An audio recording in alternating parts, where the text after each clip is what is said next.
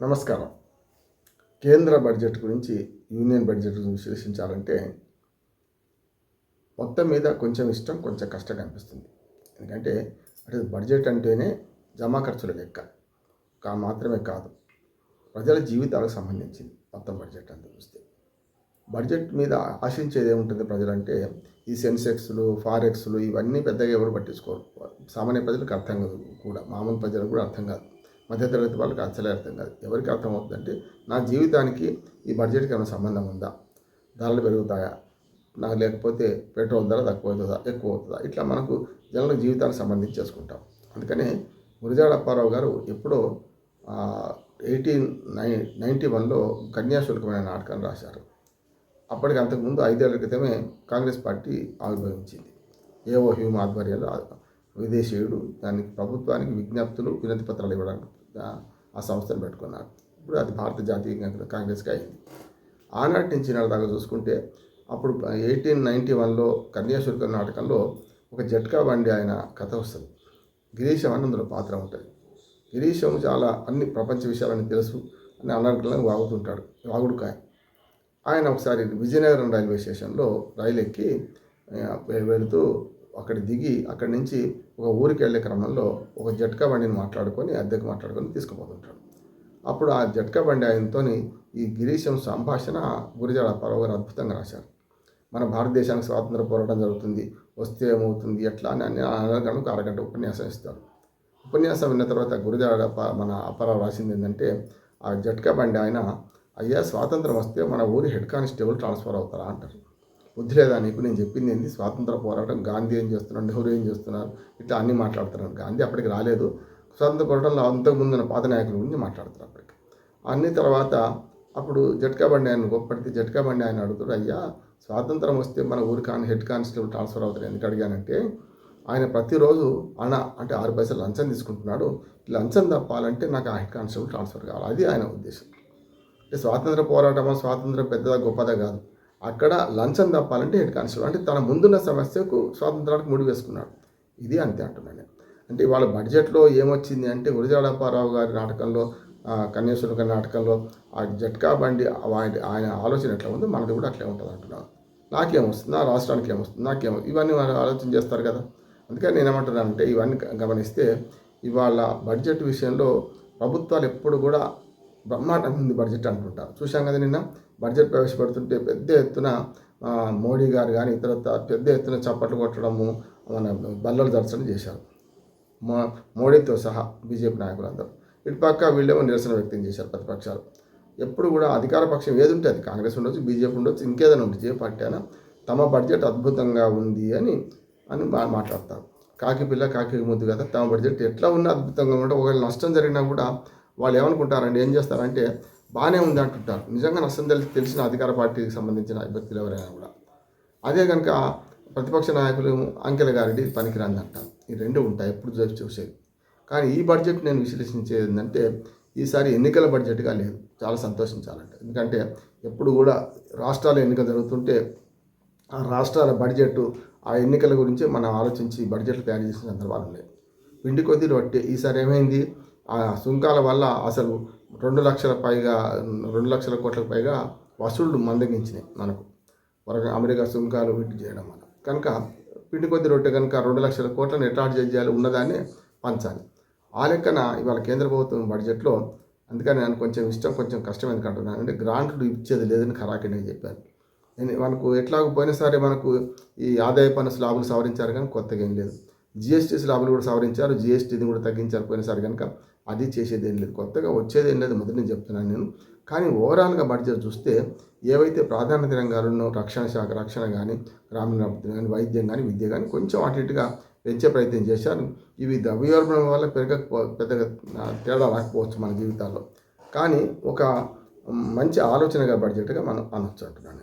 రాష్ట్రాల వారి చూస్తే అన్యాయం జరిగింది. ఉదాహరణకు తెలంగాణ రాష్ట్రానికి అన్యాయం జరిగింది, ఆంధ్రప్రదేశ్ కూడా పెద్దగా మేలేం రాలే. రెండు కూడా 10 అడిగితే ఒక్కటి కూడా, ఒక ప్రాజెక్టు కూడా ఏ దానికి రూపాయి సహాయం చేయలేదు తెలంగాణకు.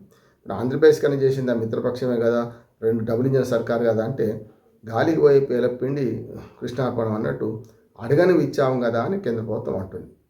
తెలంగాణకు ఉదాహరణకు వాళ్ళు ఏం చెప్తున్నారంటే, హైదరాబాద్ నుంచి చెన్నై అమ్మో స్పీడ్ కారిడార్ రైలు కారిడారు అటు హైదరాబాద్ టు మన మన బెంగళూరు రైలు కారిడారు, హైదరాబాద్ టు పూణే ఇట్లా అంటున్నారు. 3 హైదరాబాద్కి ఇచ్చామంటున్నారు.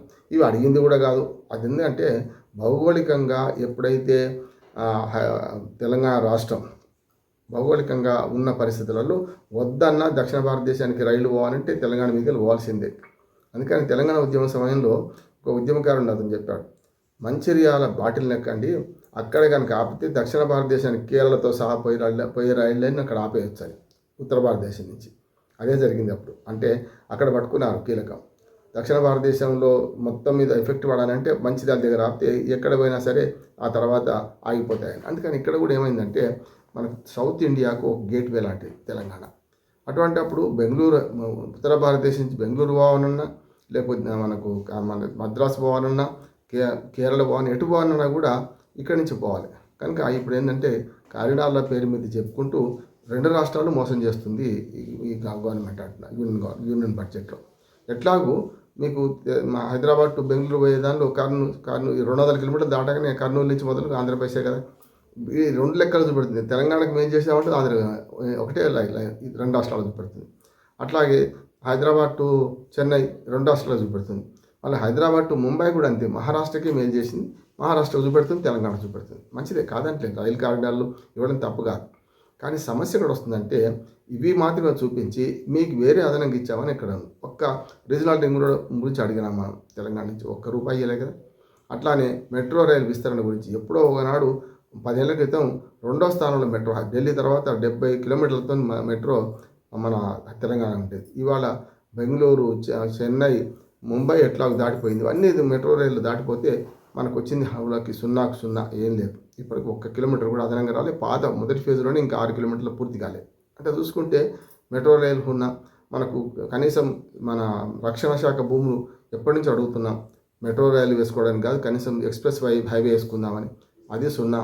ఇట్లా చూసుకుంటే మనకు ఏ ఫ్యూచర్ సిటీకి అడిగిన దానికి 0, అట్లానే మనకు మూసీ ప్రక్షాళన అడిగిన దానికి 0, ₹1 కూడా లేదు. ఆంధ్రప్రదేశ్ కూడా కొత్తగా ఇచ్చింది ఏం లేదు. విభజన చట్టంలో ఉన్న పోలవరం ప్రాజెక్టుకి ఎట్లాగో ఇవ్వాల్సింది ఇస్తున్నారు. అమరావతికి గ్రాంట్లు ఇచ్చేది లేదు, కేవలం దానికి అప్పులు తెచ్చుకోమంటున్నారు. దుగ్గరాజపట్నం పోర్టు కానీ మనకు, లేకపోతే అటు పక్కన రామాయపట్నం పోర్టు కానీ దానికి మరి ఎంత కేటాయిస్తారో చూడాలి అంటున్నాను నేను. సరే, కడప ఉక్కు కర్మాగారం 5వసారి శంకుస్థాపన చేశారు, అది కూడా మర్చిపోవాల్సింది. ఇక ప్రత్యేక హోదా సంగతి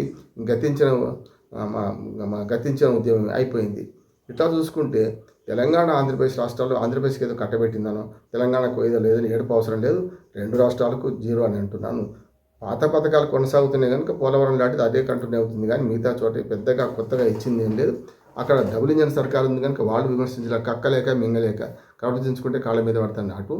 ఇటు తెలంగాణలో కూడా అడిగిన ఏవి లేదు కానీ చూద్దామని వీళ్ళు అంటున్నారు. అందుకని అడగనివి ఇచ్చిన అనే మాట వంటిదే. ఇవాళ మొత్తం కేంద్ర బడ్జెట్ దేశవ్యాప్తంగా చూస్తే చెప్పాను కదా, తమిళనాడు, పుదుచ్చేరి, కేరళ, పశ్చిమ బెంగాల్, అస్సాంలో ఎన్నికలు జరుగుతున్నాయి. అక్కడ ఎన్నికల బడ్జెట్గా లేదు. అది మంచిది అంటున్నాను. అది ఒక రకంగా చెప్పాలంటే మంచిదే. అట్లాగే మొత్తం మీద ఆ సమయాన్ని పాటిస్తూ ఈ అమెరికా సుంకాలను దాటుకుంటూ ఎట్లా ఆర్థిక అభివృద్ధి సాధించాలనే విషయంలో 7% ఆర్థిక అభివృద్ధి సాధించడం అంటున్నారు. అన్నిటికంటే ఇవాళ వాళ్ళు అంటున్న దానికి వాస్తవానికి చూస్తుంటే ఆర్థిక అసమానతలు పెరుగుతున్నాయి. ఇప్పుడు బడ్జెట్ కన్నా ముందు ఆర్థిక సర్వే వచ్చింది కదా, ఆర్థిక సర్వేలో స్పష్టంగా పేర్కొన్నారు. ఏమనంటే అసమానతలు పెరుగుతున్నాయి. ఆర్థికంగా ఉన్నవాడు లేనివాడు అవుతున్నాడు. ఇవాళ 10 లక్షల కోట్లతో అంబానీ, 9 లక్షల కోట్లతో అదాని, వీళ్ళందరూ పెద్ద ఎత్తున మీరు మొదటి వరుసలో ఉన్నారు. 1% ప్రజల దగ్గర, 1% పారిశ్రామికవేత్తల దగ్గర 65% సంపద కేంద్రీకృతమైంది. నేను చెప్పిన 10 మంది దగ్గరనే 45% సంపద, ఇంకో 20% సంపద మరొక 100 మంది లోపల ఉన్నారు. 100 మంది దగ్గర 65% సంపద ఉంటే మొత్తం పేదలు మధ్యతరగతి అంతా కలిస్తే 35%. అందులో మళ్ళీ పేదల దగ్గర 50% లోపు ఉన్న పేదల దగ్గర కేవలం 5% సంపద మాత్రం కేంద్రీకృతమైంది. అంటే ఏమన్నట్టు సంపద పెరుగుతుంది కానీ కొన్ని వర్గాలకే మేలు చేస్తుంది. అందుకని సంపద పునఃపంపిణీ అనే దాన్ని ఆలోచించాల్సిన అవసరం ఉంది. పరిష్కారం అక్కడ ఉన్నది. కనుక 7% వృద్ధి రేటు ఎవరికి పోతుంది అంటే సంపన్నమైన దేశంలో దరిద్రం ఎట్లా ఉన్నది. ఇవాళ అనుచిత ఉచిత పథకాలకు ఇంత క్రేజ్ ఎందుకు ఉన్నది. ఎలక్షన్లో ప్రతిదాన్ని ఉచితంగా ఇస్తా అంటే ఎందుకు ఓట్లేస్తున్నారు, మద్యం డబ్బులకి ఎందుకు అమ్ముడుపోతున్నారు ప్రజలు. ఇవన్నీ ఆలోచన చేస్తే ఈ బడ్జెట్ మీది చెప్పేది ఒకటి, లోపల జరిగేది ఒకటి మనకు అర్థమవుతుంది. ఏమైనా సరే బడ్జెట్ పరంగా చూస్తే కొంచెం పక్షపాతం లేకుండా ఉండాల్సిన బడ్జెట్ను కొన్ని రాష్ట్రాలకు అనవసరంగా నష్టం చేసింది, కొన్ని రాష్ట్రాలకు పెద్దగా మేలు చేసింది ఏం లేదు కనుక ఈ బడ్జెట్ను అట్లా అర్థం చేసుకోవాలి. పెద్దగా ఆశలు లేని బడ్జెట్, అడియాశ లేని బడ్జెట్ అని అనుకుంటున్నాను నేను.